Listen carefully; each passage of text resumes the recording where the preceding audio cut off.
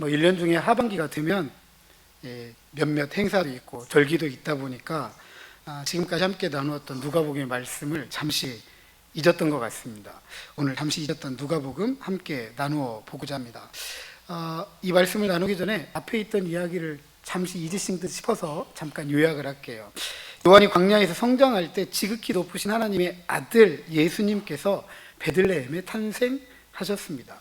율법의 요구보다 더 많이 행하던 예수님의 부모 이 요셉과 마리아는 성전에 올라 정결 예식 그리고 아기 예수의 초태생 봉헌을 했을 뿐만 아니라 매해마다 관례대로 나사렛 순례단과 함께 유월절을 지키기 위해 성전에 올랐습니다. 예수님께서 12살이 되던 해에 이 절기를 마치고 집으로 돌아가는 길에 어린 예수님은 성전에 남아 있었고, 그런 어린 예수님을 찾아 되돌아왔던 예수님의 부모님은 이 예수님을 자기 슬하에 두고자 하였지만 그 기대와는 달리 예수님은 나는 하나님의 집에 있어야 된다라고 이야기를 합니다.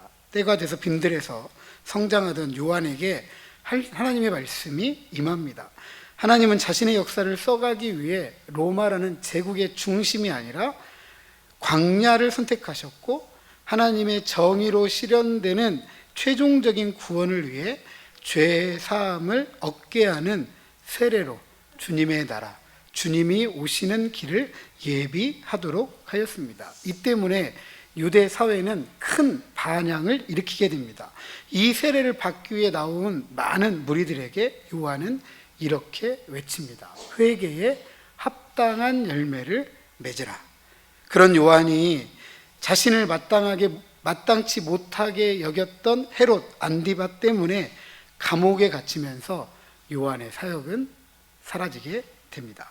그리고 예수님의 세례와 족보 이야기, 그리고 시험 이야기가 등장을 합니다. 그것은 예수님께서 온 인류를 위한 하나님의 아들이다라는 것을 법적으로, 공식적으로 확증하는 것이었고, 온 인류를 위한 하나님의 아들 예수님께서 마귀의 시험을 이기셨기 때문에 이 예수님은 온 인류를 위한 하나님의 사역을 감당할 만한 능력이 있다, 적합하다, 권위가 있다라는 것을 아주 능동적으로 보여주었습니다.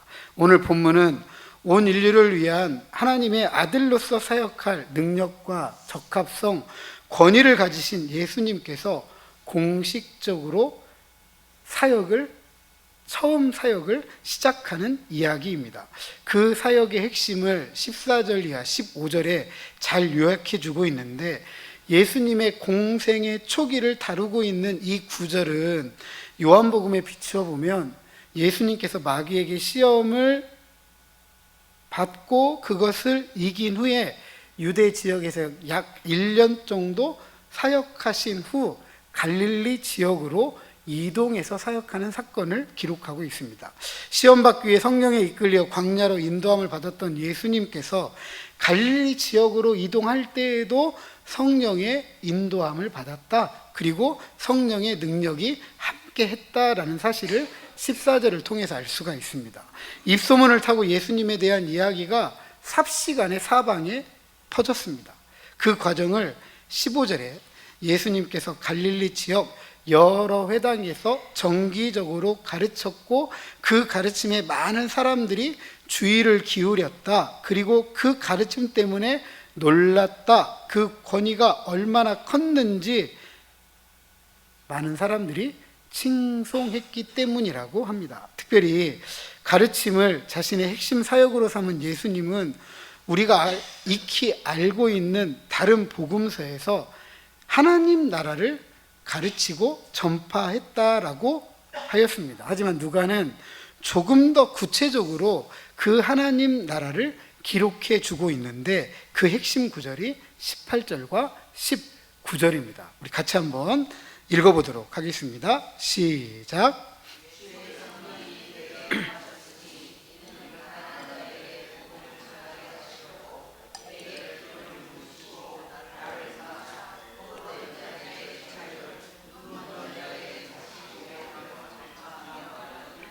눌린 자를 자유롭게 하고 주의 은혜를 전파하게 하려 하심이라 하였더라.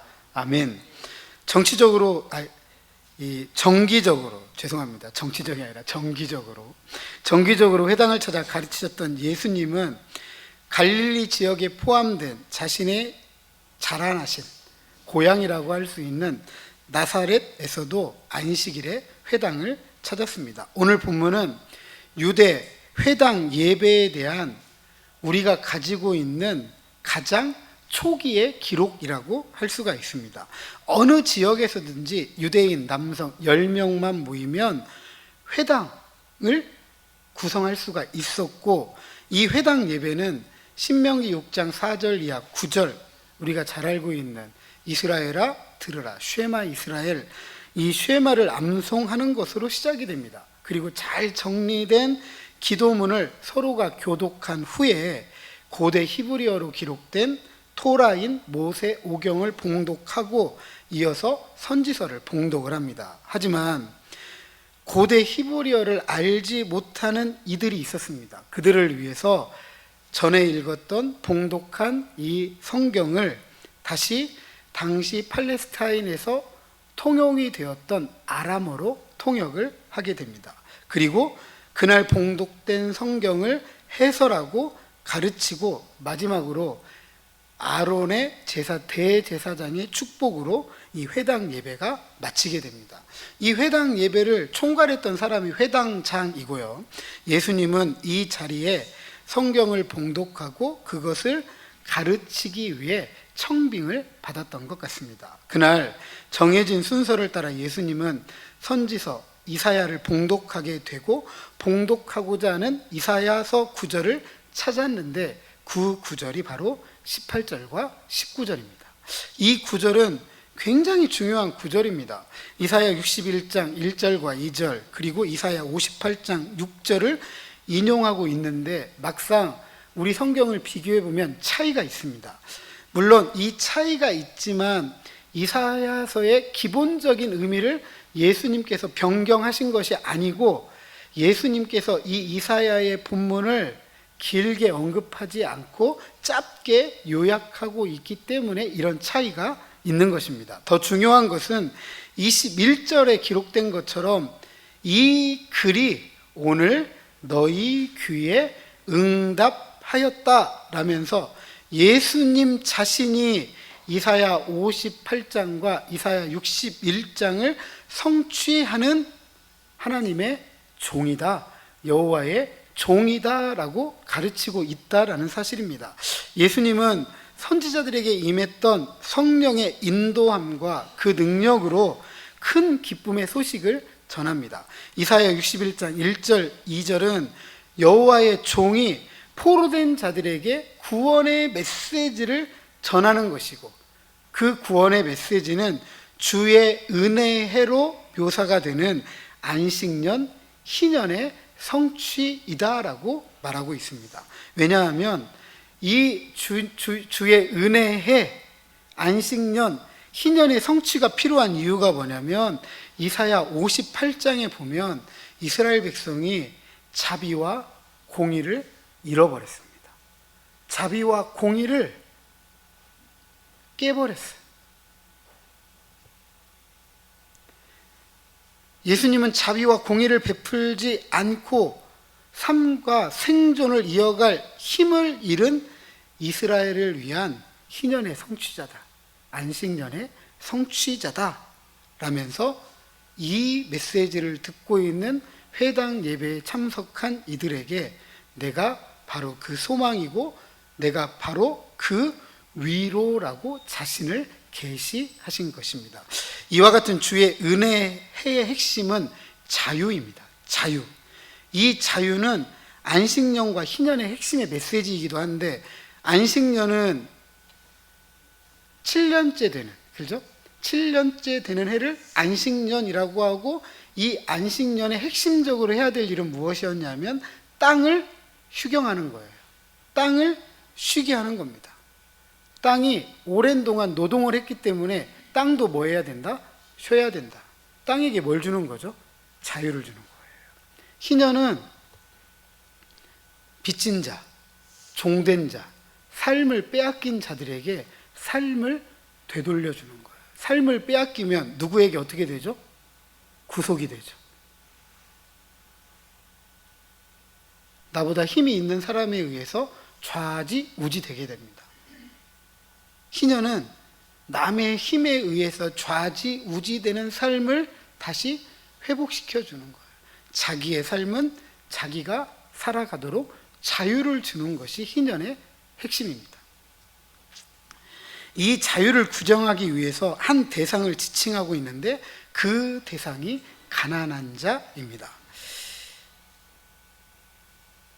구약 성경에 보면 이 가난한 자들을 경건한 사람들, 고통당하는 이들로 지칭하는 전문적인 용어입니다. 다시 말해서 이 가난한 자들은 하나님께 열려 있는 사람들, 하나님을 필요로 하는데 그 누구보다도 더 하나님을 필요로 하는 것을 인식하는 사람들입니다. 이 가난한 자로 대표되는 포로된 자, 눈먼 자, 눌린 자, 이들은요, 예수님의 수태고지, 예수님의 탄생, 예수님의 초태생 봉헌 때 성령에 감동된 이들을 통해서 이렇게 불려집니다. 비천한 자다, 포로된 자다, 속량을 기다리는 자다, 어둠과 죽음의 그들에 앉아 있는 자다, 이방인이다, 이렇게 지칭이 됩니다. 실제로 당시 갈릴리는 지리적, 문화적으로 예루살렘과 비교가 됩니다. 예루살렘은 사회, 종교, 정치, 문화 중심지죠. 갈릴리는 이 중심지에서 멀리 떨어져 있는 이방의 갈릴리였습니다.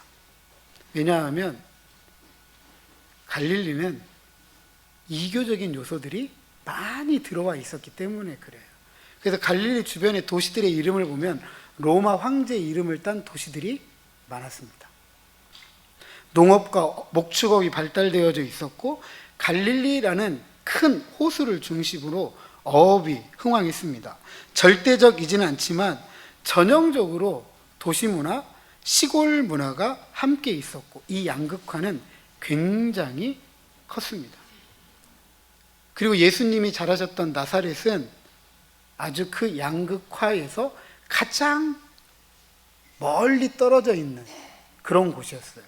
오죽하면 나사렛에서 선한 것이 나올 수 있느냐라고 하면서 무시받던 동네 출신이죠. 경제적인 측면에서는 이 양극화가 더 컸습니다. 가족 부양, 생존을 위한 삶, 그리고 사회적인, 종교적인 의무, 국가적인 의무 때문에 가난한 사람들은 최저 생활에 미치지 못했습니다. 비참한 생활, 그들의 일상이었습니다. 그러다 보니까 살기 위해서 가지고 있던 땅, 가지고 있는 집, 심지어 자녀들까지도 종으로 내다 팔기도 했고 자기 자신이 종이 되기도 하였습니다. 이와 같은 삶과 생존을 위해 예수님께서 지금 선포하는 18절, 19절의 이 희년의 메시지는 그들에게 얼마나 큰 위로, 소망이 되었을지 짐작이 됩니다. 예수님은 자신의 사역을 이사야에 비추어 오랜 동안 이스라엘이 기다려왔던 구원의 시대가 나를 통해서, 예수님을 통해서 시작이 되었다라고 가르치고 있는 것입니다. 그것을 21절에 오늘 너희 귀에 응하였느니라 라고 한 것입니다. 지금 예수님과 함께하고 있는 그 자리, 이사야의 소망과 위로가 성취되는 자리이다. 또한 약속된 하나님의 말씀을 받는 이들, 바로 그들의 희년의 성취자이다 라고 말하는 것이죠. 우리는 이 말씀을 통해 오늘 가르침을 받고 있고 이 말씀이 이루어지기를 오늘 우리는 기대합니다. 그러기에 이 자리에 함께하고 있는 오늘 우리가 희년의 이 하나님의 나라, 하나님의 백성으로 함께하고 있는 줄로 믿으시기 바랍니다. 이와 같이 예수님의 가르침을 나누었던 회당에 함께한 사람들은 그의 은혜로운 말씀에 놀랍니다. 그런데 질문이 생겨요. 이렇게 하나님의 약속의 소망을 이루고 성취하시는 저 예수님이 우리가 잘 알고 있는 사람이에요. 요셉의 아들 아니냐. 이게 무슨 말이죠? 대단한 사람 아니라는 거예요. 우리가 익히 알고 있는 평범한, 그리고 나사렛은 경제적으로 그렇게 넉넉지 못했어요. 물론 전문 인력이었습니다. 목수라는 전문 인력이었지만 그렇다고 넉넉한 건 아니었거든요.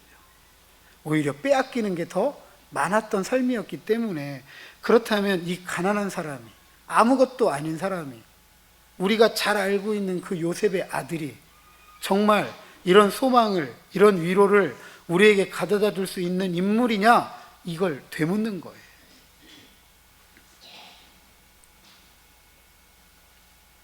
어떻게 이사야가 소망했던 새로운 시대를 여는 하나님의 사역자냐, 여호와의 종이냐. 요셉의 아들은 그런 일을 할 수가 없다.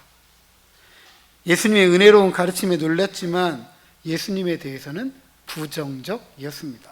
이들로 인해 예수님은 이사야가 소망했던 새로운 시대를 여는 여호와의 종이다라는 것을 증명해야만 했어요. 예수님은 속담과 구약의 두 인물 엘리야와 엘리사를 통해 지금의 현실을 깨닫도록 책망을 합니다. 예수님은 이들의 마음을 꿰뚫어 보는 거죠.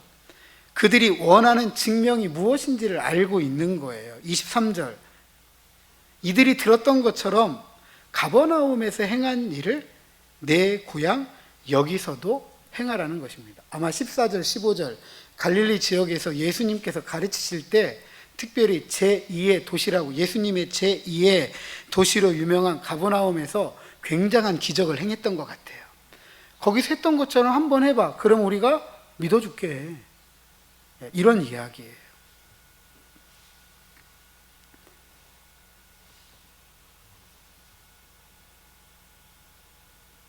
이에 예수님께서 한 속담을 들어서 꾸짖습니다. 그 속담은 이런 내용이죠. 의사야, 너 자신을 고쳐라. 네가 너 자신을 고치면 내가 너 의사인 줄 믿어줄게. 이런 이야기입니다. 그럼 한번 생각해 보시죠. 의사 입장에서 이런 얘기 들으면 어떻죠? 너나 잘해, 이 얘기예요. 너나 잘해. 이게 얼마나 무시하는 이야기예요. 무시하는 이야기. 지금 나사렛 예수님이 자라신 고향 사람들이 예수님을 지금 이렇게 무시하는 거예요. 야, 너나 잘해라. 네 집구석 봐라. 너나 좀 제대로 살고 우리한테 잘 살라고 얘기해. 우리 도와준다고 얘기해. 너도 네 집도 아무것도 아닌데 우리를 뭘 도와줘. 이거 정말 자존심 상하는 거죠.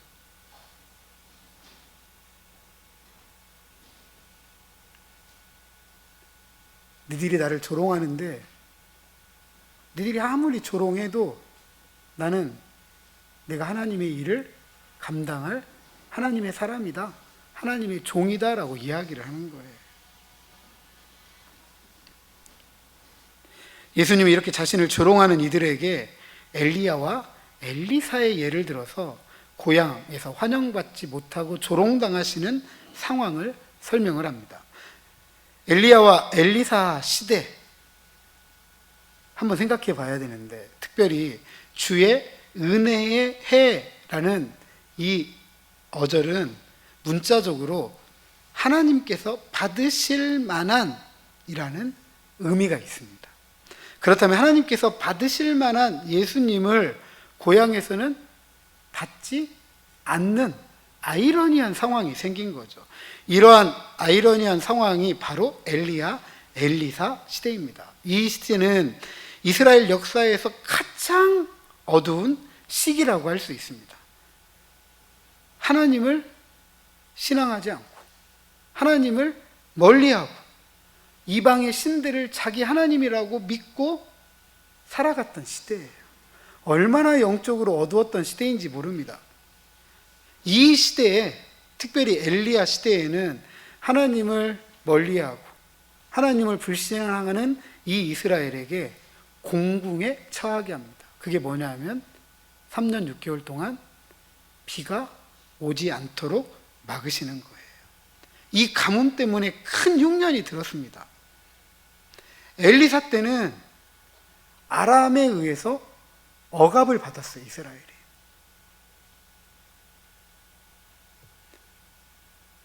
그러니까 이 아람의 장군이었던 나아만이 와서 엘리사 무시하는 거죠. 병 고치러 와가지고 저 요단강 가서 씻어라라고 얘기했더니, 야, 우리 동네 가면 더 큰 강이 있거든? 더 좋은 강이 있어. 그게 무슨 말이죠? 야, 아무것도 아닌 나라, 그 아닌 나라의 꾸정물 같은 저 요단강에 가 나 씻으라고? 내가 어떤 사람인데? 나 이렇게 취급받을 사람 아니거든? 네가 나를 이렇게 취급해? 종 데리고 가려고 해요. 그죠? 그런 시대였어요. 그런 시대. 이런 시대에, 특별히 엘리야 시대에 이스라엘에도 과부가 많은데, 이스라엘에도 나병 환자가 많은데, 엘리야는 시돈 땅 사렙다 과부를 찾아가게 되고, 엘리사는 이스라엘의 나병 환자가 아니라 아람의 군대 장관 나아만을 고쳐주는 거죠. 이방 사람들의 삶을 회복시켜주고 이방 사람들의 삶을 고쳐주는 거예요. 다시 살도록 해주는 거예요. 하나님의 선민은 누군데? 이스라엘인데, 유대인인데. 어떻게 하나님의 선민을 제쳐놓고 이방인을 살릴 수 있냐는 거죠. 이로써 예수님은 고향에서 자신을 배척하고 조롱하는 현실을 과거 이스라엘 역사 속에서 가장 좋지 못한 시기로 지금 설정하고 있는 거예요. 지금 이 상황이 나사렛 고향에서 이렇게 배척당하고 외면당하는 자신이 지금 엘리야와 엘리사 시대와 똑같다, 이렇게 설정을 하고 있는 겁니다. 나아가서 그렇기 때문에 주의 은혜에 하나님께서 받으실 만한 충만한 기회가 주어졌지만 그 기회를 잃어버리는구나.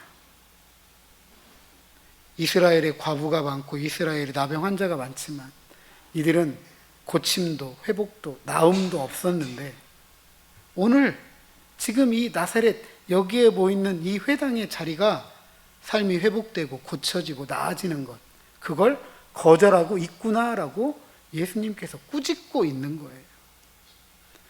지금 잘못된 선택을 함으로써 하나님께서 받으실 만하지 못하다고 우회적으로 이들을 꾸짖는 것입니다. 예수님 자신은 엘리야와 엘리사처럼 이방으로 나아가겠다라고 말씀하시는 것이죠. 반면에 엘리야와 엘리사를 배척하지 않고 받아들였던 사렙다 과부, 아람의 군대 장관 나아만으로 대표되는 가난한 자, 포로된 자, 눈먼 자, 억눌린 자, 부정한 자, 이방인들, 이들은 선지자를 환영함으로써 주의 은혜를, 하나님께서 받으시는 충만한 은혜를 누렸다라는 것입니다. 그렇다면 지금 예수님을 조롱하고 배척하는 고향 사람들은 저 이방인들보다 못하다, 저 시돈 땅 사렙다 과부보다 못하다, 너희들 아람의 군대 장관 저 이방인 나아만보다 못하다라고 아주 꾸짖고 있는 거예요.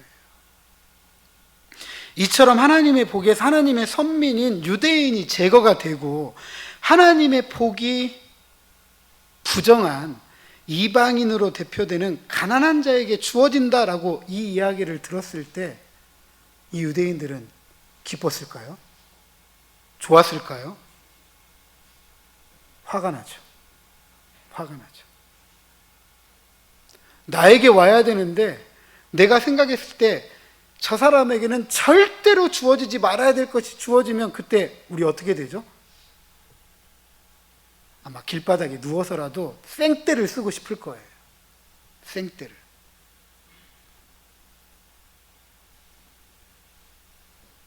저는 트럼프가 생떼 뜨는 것처럼 보이거든요. 자기 자리 하나 한번 지켜보려고 전 세계를 상대로 생떼를 쓰는 거예요. 우리 힘 좀 있거든? 우리 말 안 들으면 우리 힘으로 눌러볼게. 말 들어. 이거거든요.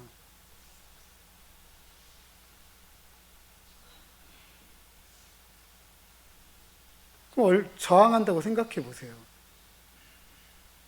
얼마나 기분이 나쁘겠어요. 배가 아프죠. 근데 우리 이재명 대통령이 무궁화 훈장 주고 모형 금으로 만들어진 신라 금관을 주니까 해볼래 해가지고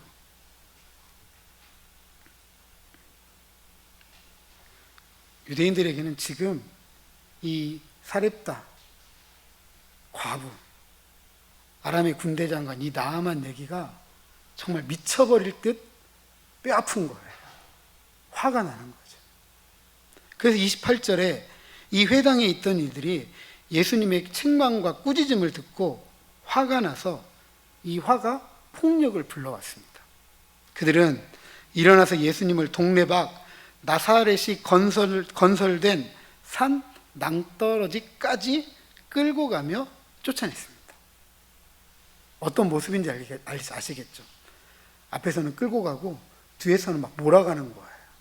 그리고 산 낭떠러지까지 도착을 하게 됩니다. 이들의 이 위압적인 태도는 이 산 낭떠러지에서 예수님을 밀어서 떨어뜨리고자 했던 것이죠.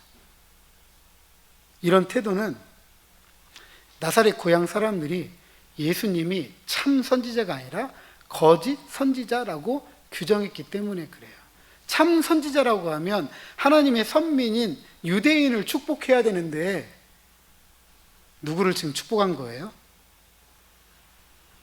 저주받을 이방인을 축복했다고 이야기하니까 너는 참 선지자가 아니라 거짓 선지자야. 신명기 13장에 보면 거짓 선지자는 돌로 쳐 죽이라고 했습니다.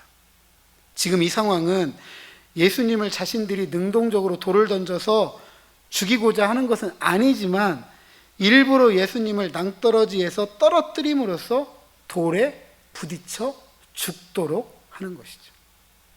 무엇보다도 예수님의 공적 사역을 시작하는 이 시점에서 예수님에 대한 사람들의 이 태도, 즉 예수님을 칭찬하는 호의적인 사람들, 그리고 예수님을 죽이려는 적대적인 이 사람들의 분리는 누가복음 2장 34절 35절에 시므온의 예언을 기억하게 합니다. 이는 이스라엘 중 많은 사람을 패하거나 흥하게 하며 비방을 받는 표적이 되기 위하여 세움을 받았고 또 칼이 네 마음을 찌르듯 하리니 이는 여러 사람의 마음의 생각을 드러내려 함이니라.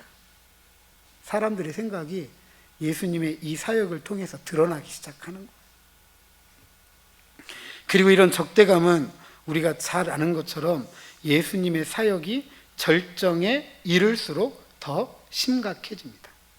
아직 이 절정에 이르지 않은 예수님은 그들 가운데로 지나서 가셨다고 합니다. 물론 예수님께서 이 위험한 상황을 어떻게 모면하셨는지 누가가 이야기하지 않고 있기 때문에 우리가 알 수는 없습니다. 하지만 이로써 나사렛 고향 사람들은 하나님께서 받으실 만한 백성들로서 그 자격을 상실한 것만은 분명합니다.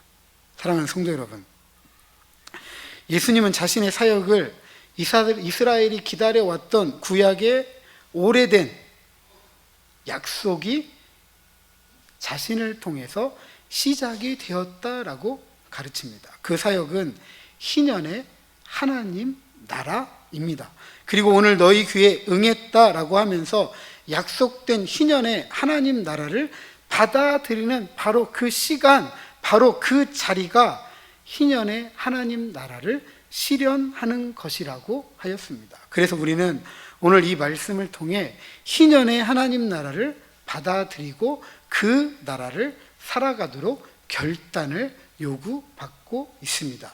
유념해야 될 사실은 이 요구에 우리가 어떻게 반응하느냐에 따라서, 어떤 선택을 하느냐에 따라서 나사렛 고향 사람들에게 말씀하셨던 것처럼 희년의 하나님 나라를 통해 주어지는 복에 가까울 수도 있고, 그렇지 않으면 희년의 하나님 나라를 상실한 저주받은 삶을 살 수도 있습니다. 그래서 우리는 누가가 누가복음을 썼던 이유, 데오빌로에게 배우고 확신한 일에 거하게 하도록 하였다는 그 이유를 다시 한번 생각해야 합니다. 희년의 하나님 나라는 가난한 자로 대표되는 포로된 자, 눈먼 자, 억눌린 자, 부정한 자, 이방인들을 하나님께서 충만하게 받아들이는 나라입니다. 왜냐하면 가난한 자들은 하나님께 대해서 마음이 열려있는 사람들, 하나님을 얼마든지 필요로 하는 사람들이기 때문에 그렇습니다. 그렇다면 우리의 신앙생활도 이런 신앙생활이 되어야 되죠. 하나님에 대해서 열려있고 하나님을 얼마든지 필요로 하는 사람들이 되어야 합니다. 그렇게 희년의 하나님 나라를 소망할 때 그 나라를 우리가 충만하게 풍성하게 받아 누릴 수 있기 때문입니다. 하지만 가난한 자와 대비가 되는 교만한 자는 하나님을 두려워하지 않습니다. 자기를 하나님보다 가장 높게 여기기 때문에 그러기에 희년의 하나님 나라를 받아들일 이유가 없어요. 종이 되어본 적이 없고 포로가 되어본 적이 없고 다른 누구에게 의해서 좌지우지 돼본 적이 없어요. 다 내가 말하면 다 되었던 사람들이 굳이 희년의 하나님 나라를 기대할 이유가 없는 거죠.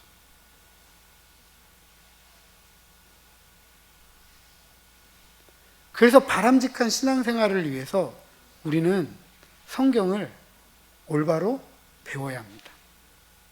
그것을 확신한 말씀을 힘있게 살아가야 돼요.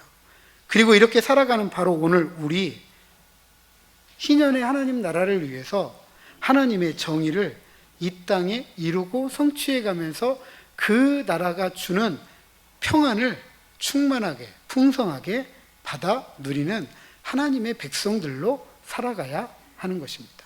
그렇다면 어떻게 샬롬의 하나님 나라를 충만하게 풍성하게 살아가기 위해 하나님의 정의를 실현할 수 있을까? 실천할 수 있을까? 오랫동안 여러분들과 여러 번 말씀을 나누었던 것처럼 하나님의 정의는 사랑의 이중 계명으로 표현할 수 있습니다. 저를 한번 따라서 하십니다. 하나님 사랑, 이웃 사랑. 주의 은혜가 문자적으로 하나님께서 받으신다라고 했잖아요. 그죠? 하나님께서 받으신다. 우리가 이것을 기억한다면 우리의 지식, 우리의 사고, 우리의 감정, 우리의 의지 등을 주님 앞에 내려놓고 주님을 순전하게 받아들이는 것, 다시 말씀드리면 주님의 주권을 절대적으로 인정하면서 그 하나님의 뜻, 의지를 따라 살아가는 거죠. 하나님을 사랑하고 내 이웃을 내 몸과 같이 사랑하라. 이건 그냥 머릿속으로 알아야 돼. 표어가 아니죠. 알고 믿고 고백하고 살아야 될 삶인 거죠.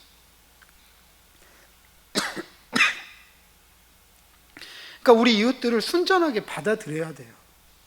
순전하게.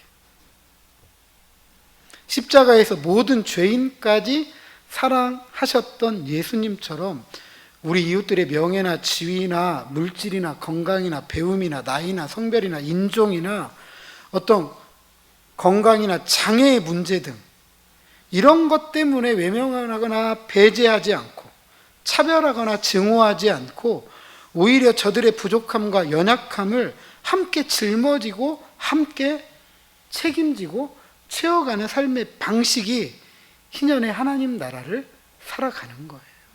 그것이 하나님의 정의를 이 땅에 흘려 보내는 것입니다. 이것이 주님이 우리를 받으신 것처럼 우리가 우리 이웃을 받아들이는 태도이고 이 태도야말로 오늘 우리가 전할 희년의 하나님 나라, 우리가 전할 복음입니다. 우리의 희생과 헌신을 통해 이 땅에 우리의 삶의 자리에 오늘 이루어지고 성취되는 희년의 나라. 그렇다면 우리는 예수님의 희생과 헌신의 표상인 십자가를 날마다 기억해야 합니다. 이런 십자가에 대한 기억, 우리가 배우고 확신한 일에 거할 때 더욱 뚜렷해지고 분명해지는 거죠. 우리가 삶을 살아갈 때 어떠한 특정한 상황이 되면 우리는 그 특정한 상황에 따른 행동을 하게 됩니다. 그런데 그런 행동은 우발적으로 나오는 행동이 아니에요. 우리가 지나온 삶에서 경험했던 강한 인상들이 그런 상황에서 나오는 거예요. 그러니까 십자가에 대한 기억이 오랜 동안 우리의 삶에게 강한 인상이 되면, 이런 특정한 상황이 되면 자연스럽게 희생과 헌신을 통해 우리 이웃을 내 몸과 같이 사랑하게 되고 희년의 하나님 나라를 우리가 이 땅에 이루어가게 되는 것이죠. 만약 오늘 우리가 이 희년의 하나님 나라를 살아가지 못한다라고 한다면 우리는 말로 예수님의 십자가는 이야기하지만 그 십자가가 우리의 삶에 그렇게 깊은 인상을 가지고 있지 못하다라고 해도 틀린 말은 아닙니다. 머릿속에는 있고 입에는 있지만 이 십자가가 삶으로 고백이 안 되는 거예요. 소망하기는 오늘 예수님께서 가르치셨던 것처럼 약속된 희년의 하나님 나라를 오늘 받아 누리고 그것을 살아갈 때 우리의 이웃을 위해서 예수님의 십자가를 따라서 희생하고 헌신의 수고와 눈물 그리고 땀을 아끼지 않을 때에 나와 너 그리고 우리가 함께 그 나라의 샬롬을 풍성하게 충만하게 함께 받아들이는 우리 모두가 되시기를 주님의 이름으로 축복합니다.